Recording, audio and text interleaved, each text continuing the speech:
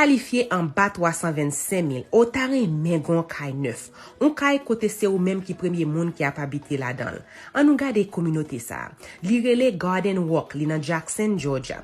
Jackson à peine 45 minutes de ville Atlanta. Gade cuisine nan li open à family room nan. C'est ça nou rele yon open floor plan. Communauté ça li gen 3 chambres et li gen 4 chambres. Pendant saison ça yo, builder a met communauté a offri $8 000 gratuits, $8 000 free à n'importe monde qui vient acheter caille pendant saison ça. $8 000 ça ou ka utiliser toward l'argent que vous besoin pour transaction.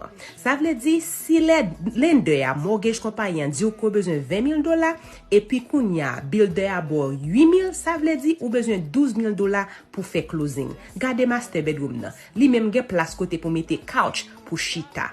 Bathroom nan genyen tub séparé. Li gen shower, li gen douche, li gen tub séparé et puis li gen 2 sink.